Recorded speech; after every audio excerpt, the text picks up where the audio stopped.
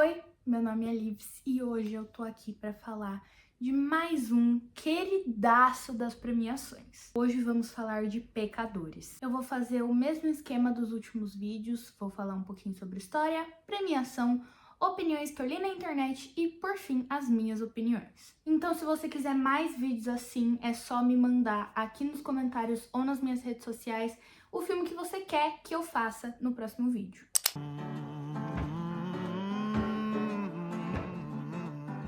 Basicamente, a história acompanha o Sammy. É um menino completamente apaixonado pelo blues. Só que o pai dele, que é pastor, condena essa paixão dele. Ele diz que o dom do filho vai trazer o diabo pra dentro de casa. Mesmo que seu pai não aprove suas paixões, o Sammy decide ajudar os seus primos a montarem um juke joint, que é um bar de blues. Os primos deles são os famosos gêmeos Fumaça e Fuligem, que saíram do delta do Mississippi para ir até Chicago, passaram 7 anos lá e agora voltaram com o objetivo de construir esse bar de blues. Em um único dia, os 3 e mais alguns amigos conseguem inaugurar o bar de blues. O Sammy toca no bar uma música maravilhosa, o que acaba atraindo vampiros para lá. E a partir desse momento, a vida de todo mundo muda para sempre. Eu vou ser bem honesta que antes de eu assistir esse filme, eu assisti ele no cinema assim que lançou, eu não tinha pesquisado muito sobre o filme. Eu só tinha visto o pôster, que era basicamente o Michael B. Jordan segurando uma arma. Então eu já fiquei tipo, tá. E eu vi que era dirigido pelo Ryan Coogler. E a única coisa que eu conhecia que tinha sido dirigida por ele era Pantera Negra. Então eu não sabia muito o que esperar. Por mais que eu ache Pantera Negra bem legal. Quando eu entrei naquela sala de cinema, eu tive uma surpresa extremamente positiva. Não só o filme se tornou um dos meus lançamentos favoritos de 2025, mas acho que também se tornou um dos meus terrores contemporâneos favoritos. Sem zoeira, eu acho que desde que o filme lançou, que faz mais ou menos uns 6, 7 meses, eu assisti ele pelo menos uma vez por mês. E isso é muito graças à atenção aos detalhes que existe em toda a história. E toda vez que eu assisto, eu pego algo novo. E pra mim são esses os melhores tipos de filme.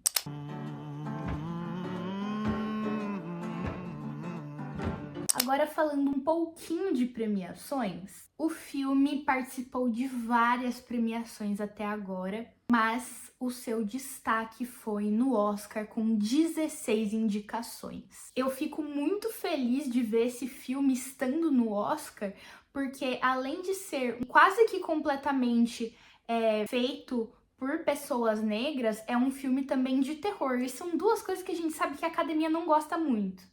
Então, só de ter as indicações eu já fico muito feliz, como grandíssima fã de terror que eu sou. Mas também fico apreensiva justamente por causa desse preconceito da academia com filmes pretos e filmes de terror. Mas só de o filme já ter sido indicado 16 vezes, quebrando o recorde de mais indicações na história, eu já tô muito feliz. Outra coisa sobre as premiações em relação a Sinners, algo que me chateou muito foi o que aconteceu no Globo de Ouro. Porque tá, o filme levou várias indicações e levou alguns prêmios. Mas um dos prêmios, acho que o mais importante para esse filme, que foi o prêmio de trilha sonora, nem foi exibido na transmissão oficial. O prêmio foi entregue para o Ludwig Göransson durante um intervalo comercial, porque eles queriam que desse tempo de exibir a categoria de melhor podcast. E como, além de grande fã de cinema, eu também sou uma grande fã de música, eu achei isso muito triste. Porque o Ludwig Göransson é um dos maiores compositores de trilha sonora que a gente tem na atualidade. Tudo que ele faz tem muito propósito, e ver que o trabalho dele foi diminuído desse jeito, não dá pra dizer que não é por causa dos preconceitos que as premiações têm com filmes de terror.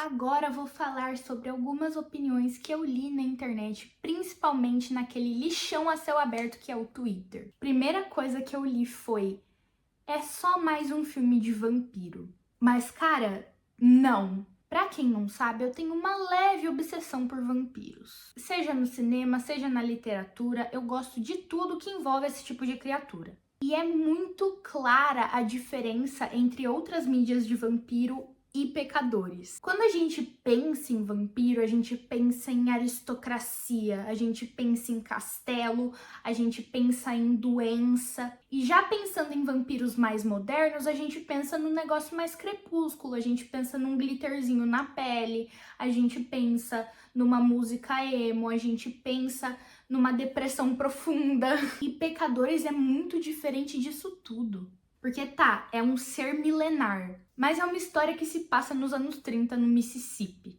E só de ter essa distinção de tempo e cenário é algo que muda completamente o contexto do vampiro naquela história.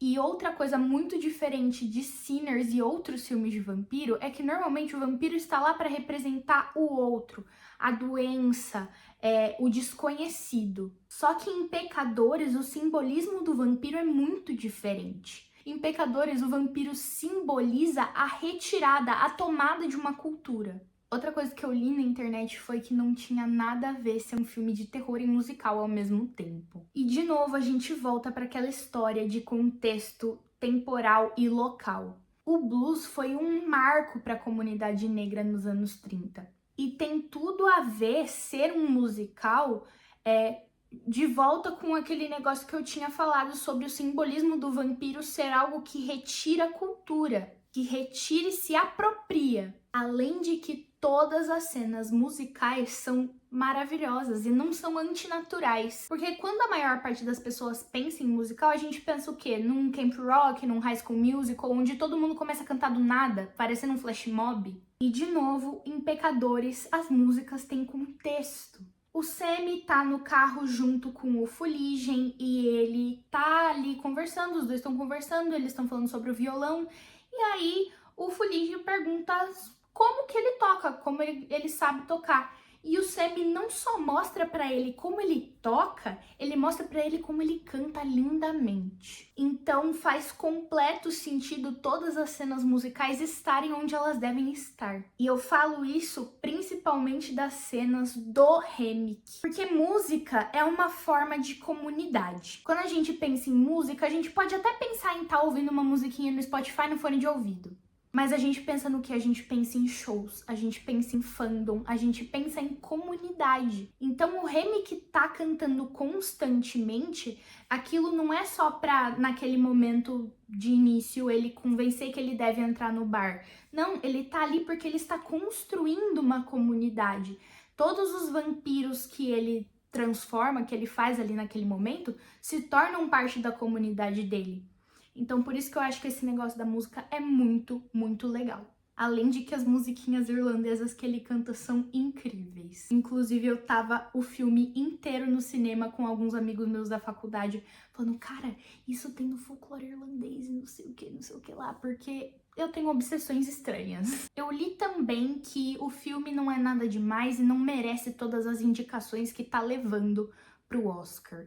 Mas esse argumento é facilmente desbancado se você realmente assiste o filme com os olhos e não com a bunda. Você vê o Michael B. Jordan fazendo dois personagens que são quase que opostos completos num mesmo filme. Você vê uma revelação que é o Miles Keaton. Além de entregar muito cantando, ele entrega muito atuando também. Você ouve tudo que tá naquele filme. As trilhas sonoras, as próprias músicas da parte musical ali do filme, a ambientação, é tudo lindo. E a coisa que eu mais amei desse filme, o roteiro. O que eu digo de roteiro não necessariamente são as falas, mas sim as implicações que essas falas têm. Eu gosto de pensar no que não é nítido para todo mundo. E isso aparece quando a gente fala, por exemplo, da cultura do remake, quando a gente fala do início do blues. Isso acontece quando a gente fala da religião da Anne. E eu acho que tudo faz muita diferença. Esse é um filme com muita atenção pro detalhe. E eu amo filmes assim. E eu acho que é por isso que Pecadores merece sim todas as 16 indicações que ele levou no Oscar. Não, uma outra coisa que eu li que me estressou foi uma pessoa aleatória falando que a cena do Sammy nem é tão boa assim. No caso, a cena onde ele canta I Lied to You. Essa música e essa cena são geniais de uma forma que é até meio difícil de explicar. A música começa com o Sammy só na voz e no violão. E a gente vê a transformação que acontece, daquele presente se conectando com o passado e com o futuro. Então, ele tá só a voz e violão, só que aí do nada começa uma batida mais eletrônica. Aí tem um moço com uma guitarra, aí tem um pessoal com uns tambores. E isso sem falar dos dançarinos ali no meio, tanto os dançarinos de hip hop, de danças tradicionais e os dançarinos tradicionais chineses para representar os personagens chineses do filme. O que eu acho muito legal também, porque fun fact, para quem não sabe, nos anos 30 tinha chegado muito imigrante chinês ali no Mississippi e tava no auge daquele momento de segregação racial, então tinha coisa para branco e coisa para negro.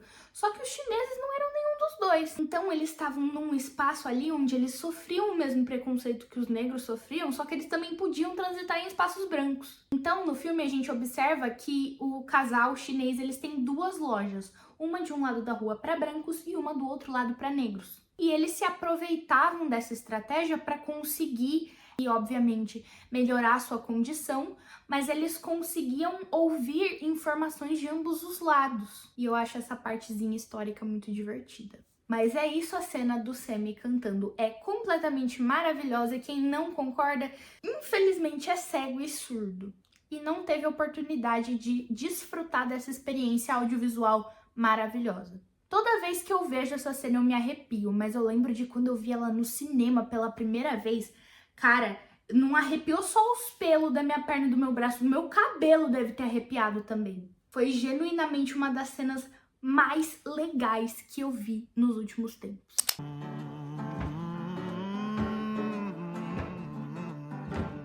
Partindo agora para as minhas opiniões sobre essa obra de arte. O filme é um show para quem gosta de história e cultura. Eu acabei de dar esse mini fun fact aí sobre história americana, mas também existe toda a parte da história e folclore irlandesa e a relação deles com os Choctaw, que é aquela tribo nativa americana que tá indo atrás do Remick no começo do filme. Tem todo o negócio da segregação racial. Em algum momento é falado algo sobre a lei da gota de sangue, eu acho que é assim, se eu não me engano o nome. E uma hora o Fuligem até fala um pouquinho sobre o Jim Crow. Então tem esses mini easter eggs relacionados à história.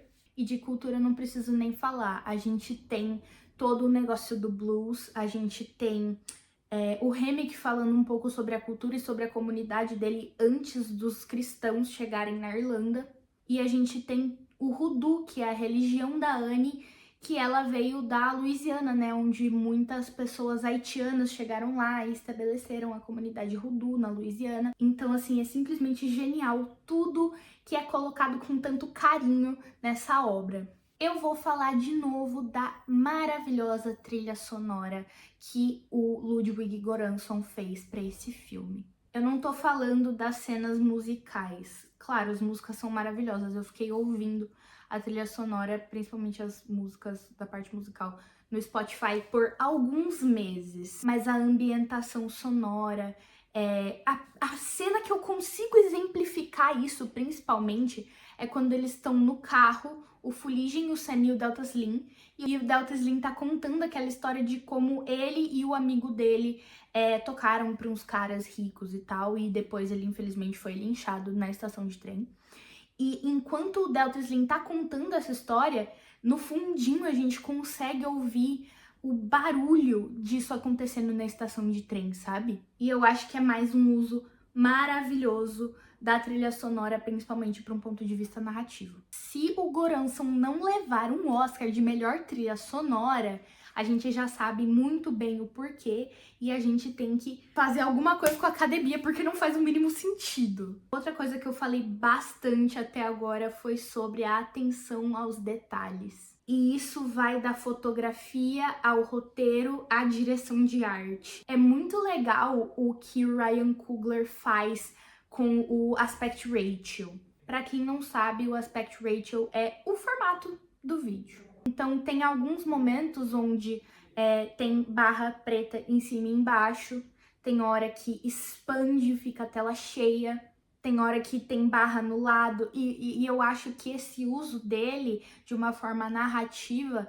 é muito divertido. A cena que eu mais lembro disso é quando os vampiros vão entrar pra dentro do Juke Joint. Tava com barra preta em cima e embaixo, e aí quando eles vão entrar, a tela expande. E eu acho isso muito divertido. Em relação à arte, eu tô falando de como os cômodos, os ambientes são configurados. E o meu favorito é a casa da Anne, porque a gente vê um pouquinho dela em cada um dos frames dentro daquela casa, mesmo que a própria Anne não esteja aparecendo neles. Inclusive até do lado de fora da casa, quando o Fumaça chega para deixar as flores para a filhinha dele, naquele frame a gente já vê um pouco da Anne, mesmo antes da gente conhecer ela. E eu acho que é isso que uma ótima direção de arte deve fazer. Continuando nesse assunto da Anne, eu vou falar de novo sobre como eu achei o uso da religião super divertido nessa história. Quando a gente pensa em vampirismo, a gente pensa muito em catolicismo, né? Inclusive estou usando aqui cruzinhas. Mas esse filme subverte essa ideia completamente. Porque não só a maior parte dos personagens ali rejeita qualquer tipo de religião, mas as duas forças religiosas principais da história, que são a Anne e o Remick, nenhum dos dois é cristão. A Anne segue o Voodoo e o Remick é um homem pagão. Ele não diz exatamente qual é a religião dele e a gente não tem muitas dicas em relação a isso. Porque a gente que sabe um pouquinho de história sabe que a Irlanda não era um país cristão antes da chegada dos ingleses. É só dar uma olhadinha no folclore irlandês, inclusive dica, deem realmente uma olhadinha porque são geniais. Se você gosta de A Noiva Cadáver, por exemplo, surpresa, essa é uma lenda do folclore irlandês. Mas voltando aqui, eu acho muito legal como é subvertida essa visão do vampirismo relacionado ao catolicismo, ao cristianismo. E os elementos, principalmente do voodoo no filme inteiro, porque a religião que é mais explorada ali, é muito legal como ao mesmo tempo que é algo que não é tradicional, a Anne tem muito respeito. Não só no grupo dela, mas quando a gente vê a Anne pela primeira vez, ela tá atendendo duas crianças que parece que foram buscar algo lá pra mãe delas. E essas crianças respeitam muito a Anne como figura religiosa, assim. E eu acho isso extremamente divertido e subversivo mesmo. Enfim, é isso que eu acho dessa maravilhosa obra de arte que é o filme Pecadores. Quais são as suas opiniões sobre esse filme? Deixa aqui nos comentários. Se você quiser mais vídeos como esse, quiser acompanhar os vídeos que eu vou lançar no meu TikTok e no meu Instagram futuramente, porque, como vocês sabem, estou aqui num estado transitório, eu vou fazer a minha mudança nesse final de semana, se tudo der certo. Vai me seguir nas minhas redes sociais, porque estou com planos divertidíssimos de vídeos para lançar aí no Insta e no TikTok. Então, se você prefere conteúdo curto, me segue lá. Então é isso. Espero que vocês tenham gostado do vídeo de hoje. Até o próximo.